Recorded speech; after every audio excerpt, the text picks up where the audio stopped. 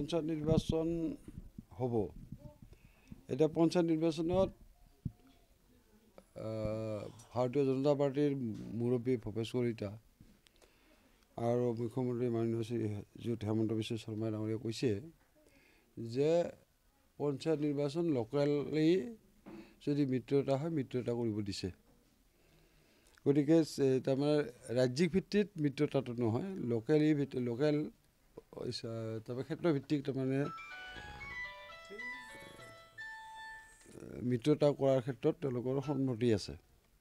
এই ক্ষেত্ৰত যেহেতু এনেধৰণৰ বিষয়টো হৈছে ক্ষেত্ৰভিত্তিত এলায়েন্স কৰা নকৰাৰ বিষয়টো আহি পৰিছে গতিকে যেতিয়া নিৰ্বাচন হয় তাৰ আগমুহূৰ্তত নিশ্চয় ইয়াত আমি অসম গণ পৰিষদ ভাৰতীয় জনতা পাৰ্টিৰ মাজত নিশ্চয় আলোচনা বিলোচনা হ'ব আলোচনা বিলোচনা হোৱাৰ পিছতহে ক'ব পৰা যাব আচলতে আমাৰ ক্ষেত্ৰভিত্তিক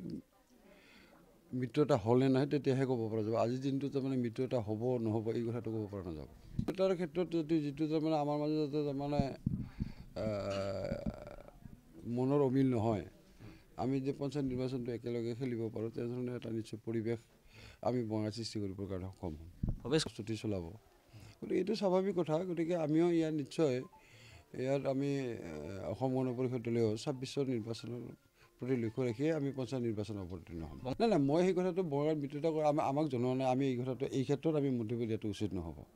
আমি যিহেতু পঞ্চায়ত নিৰ্বাচন সংক্ৰান্তত আমি দুয়োটা দলৰ মাজত এতিয়া আলোচনা হোৱাই নাই আমি মই মিত্ৰতা হ'ব মই মিত্ৰতা নহ'ব এনেধৰণৰ মন্তব্য কৰাটো নিশ্চয় আজিৰ দিনটোত এই মুহূৰ্তত ঠিক নহ'ব আপোনালোকে কি বিচাৰিছে মিত্ৰতা হোৱাটো বিচাৰিছে নেতৃত্বৰ পৰা তাৰমানে কেন্দ্ৰীয় নেতৃত্বৰ পৰা নিশ্চয় এই ক্ষেত্ৰত নিৰ্দেশ আহিব আৰু নিৰ্দেশ অনুযায়ী তাৰমানে আমি কাম কৰাৰ ক্ষেত্ৰত আগবাঢ়ি যাম ক্ষেত্ৰত তাৰমানে বৰপেটা লোকসভা সমষ্টি যি 10টা সমষ্টি আছে প্ৰতিটো সমষ্টিতে তাৰমানে আমাৰ দলৰ কৰ্মীবিলাক আমাৰ দলৰ সদস্যবিলাক আমাৰ নেতা কৰ্মীসকল তাৰমানে